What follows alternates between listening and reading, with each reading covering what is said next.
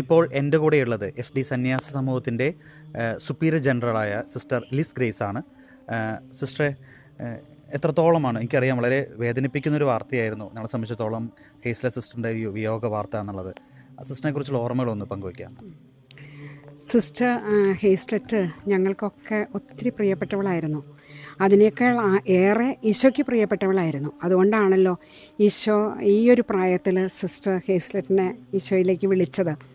അപ്പോൾ ഒത്തിരി സ്നേഹത്തോടു കൂടിയാണ് സിസ്റ്റർ ഹേസ്ലറ്റിനെ ഓർക്കുന്നത്. ഞാൻ ബാംഗ്ലൂരായിരുന്നു. ഞങ്ങളുടെ സന്യാസ സമൂഹത്തെ മുഴുവൻ ഞെട്ടിപ്പിക്കുന്ന വാർത്തയായിരുന്നു ഇത്. കാരണം സിസ്റ്റർ ഹേസ്ലറ്റ് റിട്ടയർ ചെയ്തിട്ട് വളരെ കുറച്ച് മാസങ്ങളേ ആയിട്ടുള്ളൂ.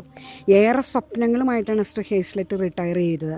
തിരിഞ്ഞു നോക്കുമ്പോൾ സിസ്റ്റർ ഹേസ്ലറ്റ് വളരെ ലൈവ്ലി ആയിരുന്നു, എനർജറ്റിക് ആയിരുന്നു, എൻത്യൂസിയാസ്റ്റിക് ആയിരുന്നു. എന്ത് കാര്യത്തിനും എവിടെയും എല്ലാം സ്വയം മുഴുവനായിട്ടും കൊടുക്കുന്ന ഒരു സ്വഭാവമായിരുന്നു. ഒത്തിരി സന്തോഷത്തോടു കൂടി എല്ലായ്പ്പോഴും ചിരിക്കുന്ന മുഖമാണ് സിസ്റ്റർ ഹേസ്ലറ്റിൻ്റെ ഞങ്ങൾ കണ്ടിട്ടുള്ളത്. അധ്യാപന രംഗത്ത് പറഞ്ഞിട്ടുണ്ടെങ്കിൽ അധ്യാപന രംഗത്ത് വളരെ മിഴിവോടെ നല്ല തികഞ്ഞ ഒരു അധ്യാപികയായിരുന്നു സിസ്റ്റർ ഹേസ്ലറ്റ്. സ്കൂളിലാണെങ്കിലും കുട്ടികളോടാണെങ്കിലും, പ്രത്യേകിച്ച് ഞങ്ങളുടെ സന്യാസ സമൂഹം അഗതികളുടെ സഹോദരിമാരുടെ സന്യാസ സമൂഹമാണ്. സിസ്റ്റർ ഹേസ്ലറ്റ് പാവപ്പെട്ട കുട്ടികൾക്ക് വേണ്ടി എല്ലായ്പ്പോഴും നിലകൊള്ളും. പാവപ്പെട്ട മനുഷ്യർക്ക് വേണ്ടിയിട്ട് എപ്പോഴും നിലകൊള്ളുന്നൊരു സഹോദരിയായിരുന്നു.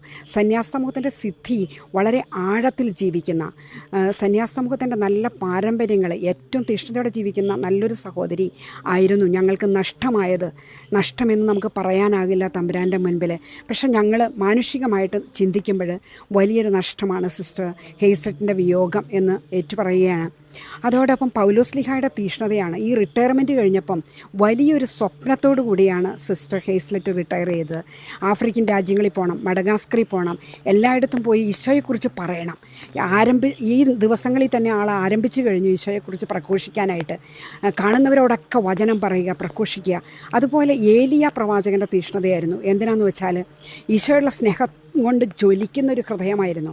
എല്ലായ്പ്പോഴും തമ്പുരാൻ എവിടെയായിരുന്നാലും, ബസ്സിലായിരുന്നാലും, നടക്കുന്ന വഴിയാണെങ്കിലും ശരീരത്തിലും മനസ്സിലും ആത്മാവിലും ഈശോയെ ആരാധിക്കുന്ന ഒരു സിസ്റ്റർ ഹേസ്ലറ്റ്. എപ്പോഴും തമ്പുരാനെ കണ്ടുകൊണ്ടിരിക്കാനുള്ള ഒരു വലിയ ആഗ്രഹം, അത് കണ്ടുമുട്ടുന്ന എല്ലാവർക്കും പകർന്നു കൊടുക്കുന്ന ഒരു വലിയ തീഷ്ണത ആ മകളിലുണ്ടായിരുന്നു. അപ്പോൾ തമ്പുരാൻ ഈ ഒരു പ്രായത്തിൽ ഈശോ സിസ്റ്റർ ഹേസ്ലറ്റിനെ വിളിച്ചപ്പം തമ്പുരാന് അതിനേക്കാൾ വലിയ പദ്ധതി സിസ്റ്റർ ഹേസ്ലറ്റിനുണ്ടാകും. കാരണം ഈ നാളുകളിലെല്ലാം സിസ്റ്റർ ഹേസ്ലറ്റ് പറഞ്ഞുകൊണ്ടിരുന്നത് നിത്യതയെക്കുറിച്ചായിരുന്നു. ഒത്തിരിയേറെ ധ്യാനങ്ങളിൽ പങ്കെടുക്കാനായിട്ട് ഇടവന്നു റിട്ടയർമെൻറ്റിന് ശേഷം. അപ്പോഴെല്ലാം ആൾ ധ്യാനത്തിലൊക്കെ കൂടി വന്നു കഴിയുമ്പം സ്വർഗത്തിൽ പോണ കാര്യവും നിത്യതയെക്കുറിച്ചും ഇങ്ങനത്തെ ചില കാര്യങ്ങളൊക്കെയാണ് എല്ലാവരോടും സിസ്റ്റർ ഹേസ്ലറ്റ് പങ്കുവെച്ചുകൊണ്ടിരുന്നത്. ഞാൻ കഴിഞ്ഞ ദിവസം ഈ കളത്തിപ്പടിക്ക് ധ്യാനം കഴിഞ്ഞിട്ട് സിസ്റ്റർ ഹേസ്ലറ്റ് ഇറങ്ങുമ്പം ഞാൻ ഫോൺ വിളിച്ചിരുന്നു. അപ്പോൾ കിട്ടിയില്ലായിരുന്നു. കാരണം ഒരു അത്യാവശ്യ കാര്യത്തിന് വേണ്ടി നമ്മുടെ സന്യാസ സമൂഹത്തിൻ്റെ സെൻറ്റിനറി ആയിട്ട് ചരിത്രം എഴുതുന്നതിൽ സിസ്റ്റർ ഹേസ്ലറ്റിന് സാധിക്കുന്ന ചില കാര്യങ്ങൾ എഴുതി ചേർക്കാനുണ്ടായിരുന്നു. അപ്പോൾ അതിന് വേണ്ടിയിട്ട് സിസ്റ്റർ ഹേസ്ലറ്റിനെ ഞാൻ ഫോണിലൂടെ സമീപിച്ചു. അപ്പോൾ സിസ്റ്റർ ഹേസ്ലറ്റ് പറഞ്ഞു, അയ്യോ ജനറലേറ്റിലെ കാര്യങ്ങൾ എഴുതാൻ എനിക്ക് അത്ര അറിയില്ലല്ലോ എന്നിങ്ങനെ പറഞ്ഞു.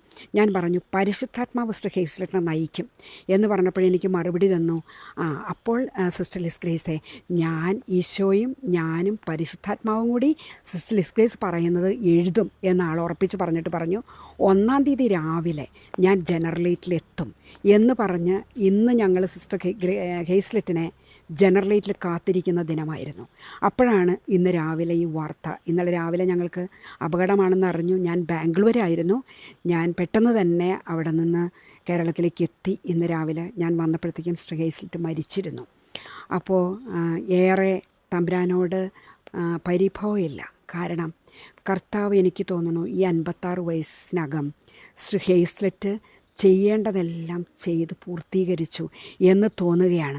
എന്തുകൊണ്ട് കർത്താവ് ഈ മകളെ STയുടെ ഈ പൂന്തോട്ടത്തിൽ നിന്ന് എറുത്തെടുത്തു എന്ന് ഇന്നലെ തുടങ്ങി എൻ്റെ ഉള്ളിൽ ചോദ്യം വന്നിരുന്നു.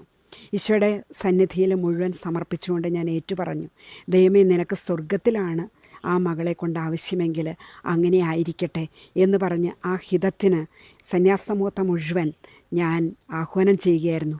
നമുക്കതിന് വേണ്ടിയിട്ട് വിശ്വാസത്തോടെ പ്രത്യാശയോടെ സമർപ്പിക്കാമെന്നുള്ളത്. അപ്പോൾ സന്യാസ സമൂഹത്തിന് വേണ്ടി ദൈവം പ്രത്യേകമായിട്ട് ഈ 56 വർഷം തെരഞ്ഞെടുത്ത് ഉയർത്തിയ ഏറെ സ്നേഹത്തോടെ ഉയർത്തിയ ഒരു മകളായിരുന്നു സിസ്റ്റർ ഹേസ്ലെറ്റ്. ഞങ്ങൾക്കെല്ലാവർക്കും സന്യാസ സമൂഹത്തോട് മുഴുവൻ ചോദിച്ചാലും 100 നാവുണ്ട് സിസ്റ്റർ ഹേസ്ലെറ്റിനെ കുറിച്ച് പറയാൻ. തിരുസഭയുടെ എല്ലാ കാര്യങ്ങളിലും, പ്രത്യേകിച്ച് കോതമംഗലം രൂപതയിൽ ഒത്തിരിയേറെ സംഘടനകളുടെ നേതൃത്വം വഹിക്കാൻ, കുട്ടികളെ ഒത്തിരിയേറെ പ്രോത്സാഹിപ്പിക്കാൻ, പ്രചോദിപ്പിക്കാൻ ഒക്കെ സിസ്റ്റർ ഹേസ്ലെറ്റിന് സാധിച്ചിട്ടുണ്ട്.